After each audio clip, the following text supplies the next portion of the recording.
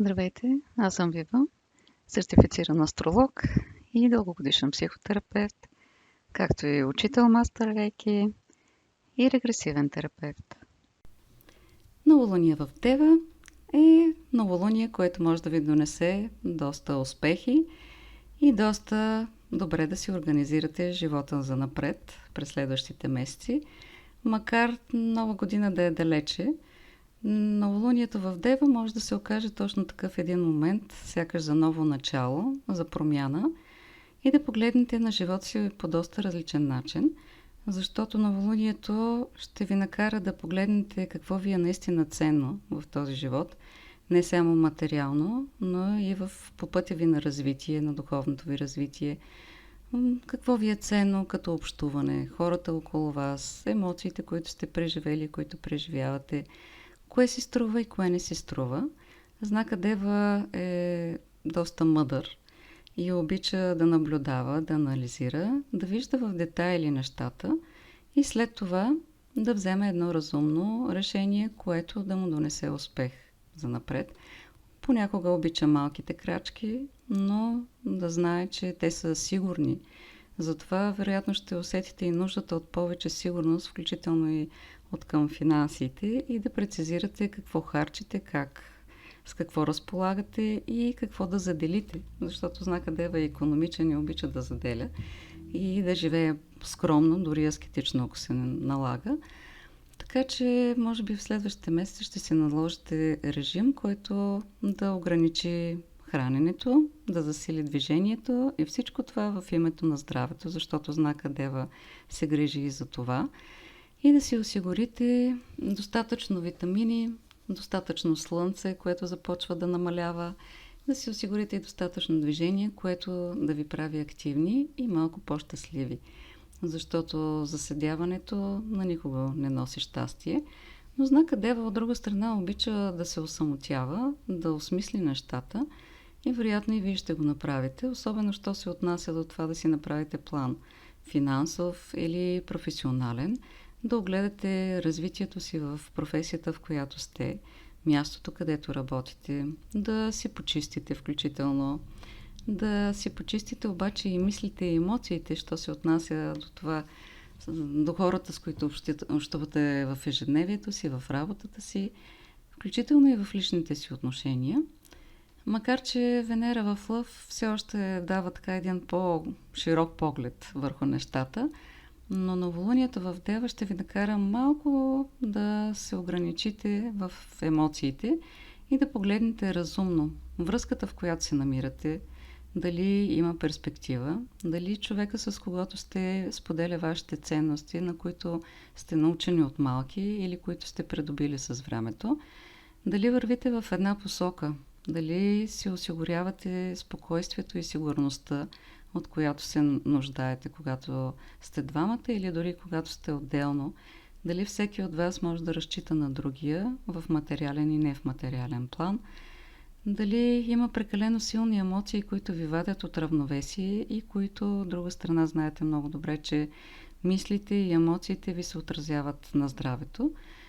И по този начин да се погрижите отново за здравето си, за отношенията и комуникациите в работата. Сега вече Меркурий няма да създава тези недоразумения между разговори, срещи, пренасочване на уговорки.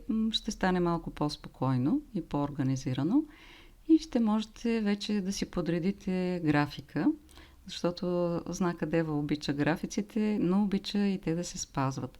Ако не сте човек, който спазва правила и графици и не обича много организациите, сега може да се уловите, че и вие започвате да го правите или поне така ви изглежда. Поне за малко да бъдете малко по-точни и малко по-прецизни в това, което правите и по начина, по който мислите. Но внимавайте по какъв начин се изразявате, защото след дълги анализи може да се окаже, че сте стигнали до някакви изводи, които споделяте, но хората не обичат критиките. И обикновено емоцията ги владее много повече, отколкото да чуят фактите, които сте им казали. Затова бъдете малко по-деликатни и се възползвайте след седмица да споделяте подобни неща, когато Слънцето вече ще бъде във Везния, то е знак, който е повече свързан с дипломацията и с по-милото отношение към хората и повече компромиси. Докато знака Дева не обича много компромисите, защото отклоненията от правилата смятат, че създават неприятности и непредвидени ситуации, а при толкова ретроградни планети, които бяха събрани на едно място, имаше доста непредвидени ситуации неприятни, но пък те поставиха въпроси, които са отдавна чакащи своето решение и чакащи своето действие, така че знака Дева вероятно ще ги постави отново. Сега съвсем делово пред тези, които трябва да ги започнат поне и да започнат да действат по тях. Имам предвид нещата, които се случиха след наводненията, провалените почивки. Вероятно ще се замислите къде е по-сигурно, какво да правите следващата година, въпреки че следващото лято и почивки са далече. Но все още предполагам, че ви владее желанието да пътувате и да внасяте разнообразие и повече забавления, повече светлина в живота си. Така че Меркурий вече излиза от ретроградност, така че ще ви помогне малко да не се объркват плановете ви, ако искате да пътувате, както и предстоят отново 3 дни почивни. И малко повече да погледнете на средата, в която живеете. Дали не задържате прекалено много вещи около себе си и да почистите и дома си, заедно с мислите и емоциите си в дома, и да почистите и работното си място отново заедно с мислите и емоциите си на работното място. И много подходящо е под влиянието на знака Дева да започнете някакво обучение, което отдавна сте планирали или просто сега ви хрумва нещо ново, което може да правите. Може да са за квалификация, може да са за преквалификация.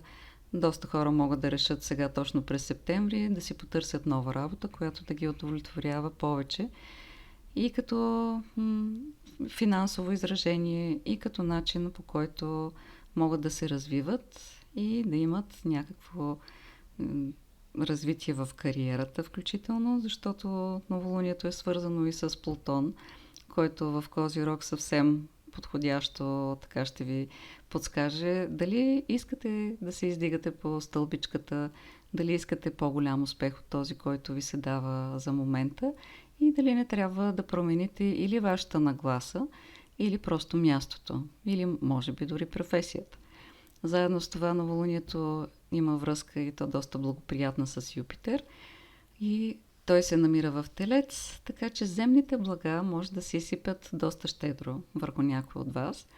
А заедно с това трудният аспект на новолунието с Нептун може да ви донесе доста яснота за отношенията, за скритите неща, които до сега са ви обягвали или които просто не сте искали до сега да забележите, особено през лятото, за да не се натоварвате с реалностите около вас, но знака Дева стои здраво на земята и обича да забелязва малките неща.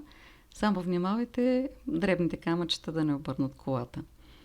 По-скоро се опитайте, докато и Венера е в Лъв, да направите някакви малки красиви жестове, малки красиви подобрения в дома или да внесете малко изящество на работното си място, което да ви създава повече светлина, повече радост, да радва окото и оттам душата и да ви създава добро настроение. И аз ви пожелавам прекрасно настроение в следващите седмици. Надявам се информацията, която чухте, да ви бъде изключително полезна през следващите дни и да харесате това видео, да бъдете мои абонати на този канал за астрологични прогнози, да харесате Facebook страничката и да разгледате сайта, където също публикувам астрологичните събития, актуални за седмицата.